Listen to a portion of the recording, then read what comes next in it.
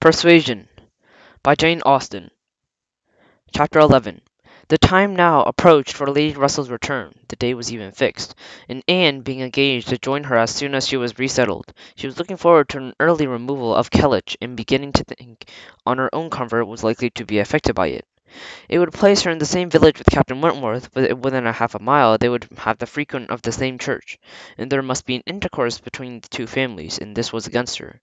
On the other hand, he spent so much of his time at Uppercross that in removing thence she might be considered rather leaving him behind than of going forwards, and upon the whole, and she believed she must, and on this interesting question, be gainer, almost certainly as in her change of domestic society, leaving poor Mary for Lady Russell. She wished it might be possible for her to avoid even seeing Captain Wentworth at the Hall. Those rooms had witnessed former meetings which would be brought too painfully before her.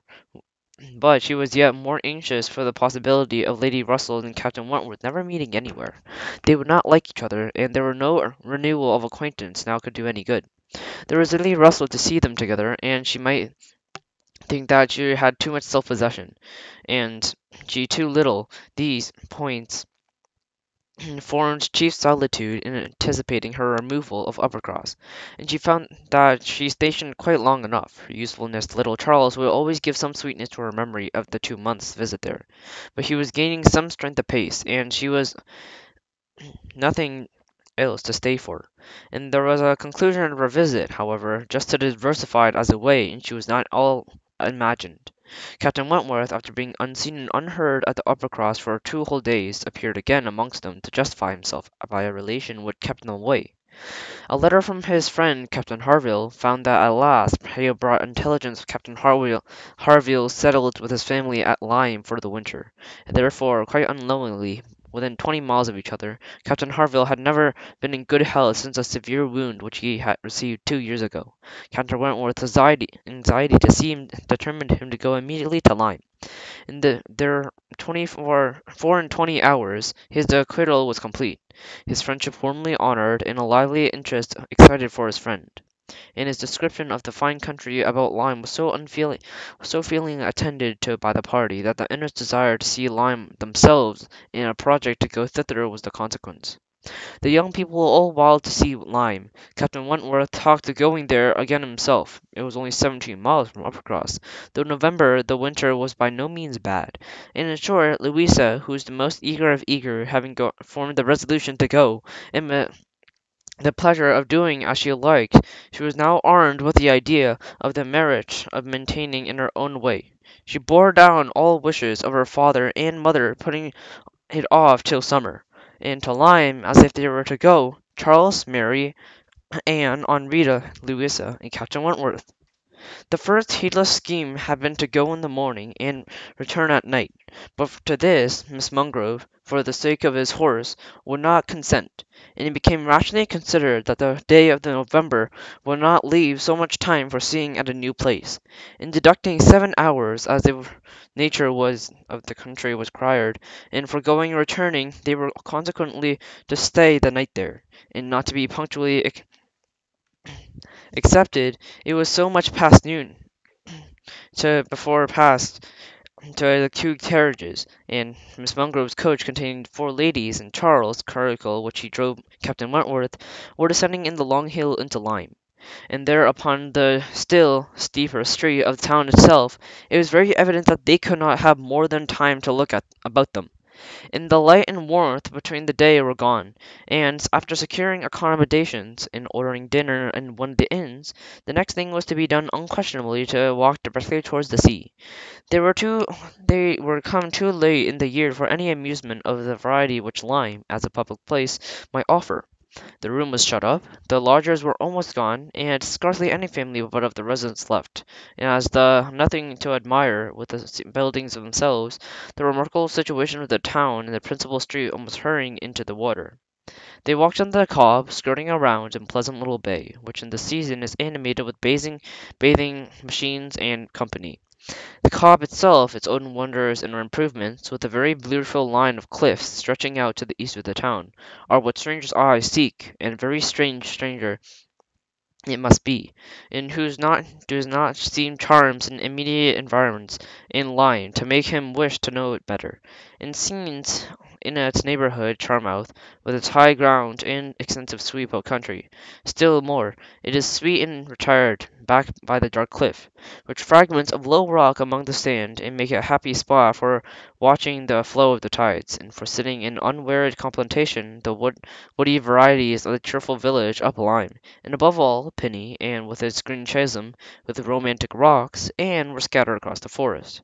The orchard of luxuriant growth made it clear that a many generation must have passed away since the first partial feeling of the cliff prepared for the ground for such a state, which are scenes so wonderful, so lovely exhibited, and many more equal than of any resembling scenes of the far famed Isle of Wight. And these places must be visited, and visited again, to be the worth of Lyme understood. The party from Uppercross, passing down by the deserted and melancholy of looking rooms, and still descended, soon found themselves on the sea-shore, lingering only, as all must linger on the gaze of the first return of sea. Whoever deserved to look at this all proceeded towards the Cobb, and equally in the object of itself, on the Captain Wentworth's account, for in a small house near the foot of an old pier unknown date, there was Harville's setting, and Captain Wentworth turned it to call on his friend. The others walked on, and he was to join them on the Cobb. There was no means by tired of wondering and admiring. Not even Louisa seemed to feel that departed Captain Wentworth long. Once they see him coming after with them, the three companions already well known already, descriptions to be Captain Wentworth and Miss Harville. Captain Benwick who was staying with them. Captain Benwick had sometime been the first lieutenant of Laconia, the account which Captain Wentworth had given of him, and on his return to Lyme before, his warm praise of him as an excellent young man, as an officer, whom he had always valued highly. He must have been stamped well in the esteem of every listener, and followed a little history of his private life, which rendered him perfectly interesting in the eyes of all ladies. He had been engaged to Captain Harville's sister, who was now mourning her loss, and now they had been a year or two waiting for the fortune promotion. Fortune came, his prize money as lieutenant being great, promotion too, came at last. But Fanny Harville did not know it, and she had more deeply afflicted under the dreadful change. He considered this disposition as of which must suffer heavily, and on uniting very strong feelings with quiet, serious, and retiring manners, and decided taste for reading, Centenay proceeded to finish the interest of story, and the friendship between him and the Harvilles seemed, if possible, augmented by the event which closed all their views of alliance. Captain Benwick was now living with them entirely. Captain Harville had taken his present house for a half year, his taste and health and fortune, all directing him to a residence inexpensive, and by the sea, the grandeur of the country, and the retirement of Lyme in the winter, appeared exactly to Captain Benwick's state of mind. The sympathy and goodwill excited towards Benwick was very great. And yet, said Anne to herself, as they moved forward to meet a party, he has not perhaps a sorrowing heart than I have, and I do not believe his prospects so blighted for ever. He is younger than I am, and younger in feeling, if not in the fact, younger as a man. He will rally again. He will be happy with another. They all met and were introduced. Captain Harworth. Harville was a tall, dark man, with sensible, benevolent countenance. A little lame, for the strong features and want of health, looking much older than Captain Wentworth Benwick looked, was the youngest of three, and compared either of them a little man, and he had a pleasing face and melancholy air, as just to have, and drew back from the conversation. Captain Harville, though not equalling Captain Wentworth in manners, was a perfect gentleman, unaffected, warm, and obliging. Miss Harville, a less degree polished than her husband, seemed, however, to be the same good feeling, and nothing could be more pleasant than their desires of considering the whole party as friends of their own. Because friends of Captain Wentworth were more kindly hospitable in their entreaties, for all their promising to dine with them, the dinner was already ordered at the inn, and was at last, though unwillingly, accepted as an excuse. They seemed almost unhurt They seemed almost hurt that Captain Wentworth should have been brought to any such party to Lyme, without considering it as a thing of course that they should dine with them. There was so much attachment to Captain Wentworth in all this, and such bewitching charm and degree of hospitality as so uncommon, so unlike the usual style of give and take invitations. The dinner of formality and display that Anne felt in her spirits was not likely to be benefited by an increase of acquaintance among his brother officers. They would have been all my friends, and was her thought, and she had struggled a great tendency to lowness. On quitting the Cobb, and they went all indoors with their new friends, and found rooms so small as not those who invite for the heart, and think capable of accommodating so many. Anne had a moment of astonishing for the subject herself. It was soon lost to a pleasanter feeling which sprang from the sight and all ingenious comments, conferences, and nice arrangements of Captain Harville to turn this actual space of best account, and to the deficiencies of the lodging-house furniture, and defend the windows of the doors and against the winter storms to be expected. The varieties of fitting up of the rooms which the common necessaries provided by the owner, in common indifferent plight, was contrasted with a few articles of a rare species of wood, accidentally worked up with some of the curious and valuable from old distant countries Captain Harville had visited, and was much more amusing to Anne, connected as it all was with her profession, as fruits of his labour, and effects in the influence of his habits. In the pictures of the repose and domestic happiness is presented as to make her something more or less gratification. Captain Harville was no reader, but he had contrived excellent accommodations, and fashioned pretty shelves, for tolerable collections of well-bound volumes, and, property of Captain Benwick, his lameness was prevented him from taking much exercise, but the mind of usefulness and integrity seemed to furnish him with constant employment within. He drew, he varnished, he carpentered, he glued and made toys for children, he fashioned things for new netting needles and pins with improvements, as everything else was done to his large fishing net at one corner of the room. Anne thought she had left a great happiness behind when they quitted the house, and Louisa, who had been found herself walking, burst forth into the raptures of admiration and delight on the character of the navy, their friendliness, their brotherliness, their openness, and their uprightness, protesting that she was convinced of the sailors having more than warmth than any other set of men in England. They only knew how to live, and to only deserved, well expected, to be loved. They had went back to dress and dine, and went back to the scheme already answered, and found nothing was amiss, although it was so entirely out of season that no thoroughfare of lime and no expectation of company had brought many apologies to the head of the inn, and the and found herself at the time growing and much more hardened to being Captain Wentworth's company than she had first imagined she could ever be, and thou sitting down to the same table with him now, and interchanging the common civilities attending on it, they never got beyond, was a mere nothing.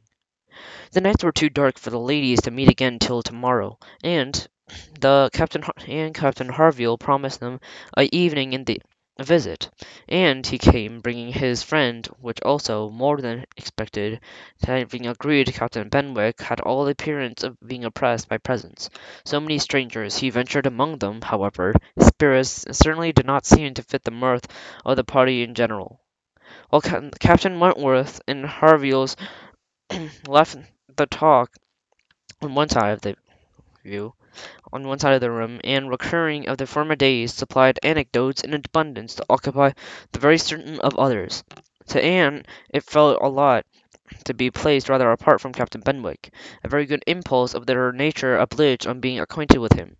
He was shy, indisposed to attraction, but engaging mildness of countenance. Gentleness of her manners soon had her effect, and Anne was repaid for the first trouble of exertion. He was evidently a young man of considerable taste in reading, though principally in poetry, besides the persuasion of having given him at least evening's indulgence of the discussion of subjects, which his usual companions had probably no concern. She had the hope of being of real use to him in some suggestions to the duty and benefit of struggling against affliction, which he had naturally glowed out of their conversation. For though for though shy, he did not seem reserved, yet it seemed rather appearance of feeling to burst of their usual restraints, and having talked to poetry and richness of the present age, had gone through a brief comparison and opinion of the first-rate poets, trying to ascertain whether Marmion or the Lady of the Lake was to be preferred, and how ranked the Gyre and the Bride of Abydos, and moreover, how the Gyre was to be pronounced. He showed himself to be intimately acquainted with all the tenderest of songs of one poet, and all the impassioned descriptions of hopeless agony to each other he repeated, with such tremulous feelings of various lines which may image a broken heart, or a mind destroyed by wretchedness, so looking entirely as if he meant to be understood.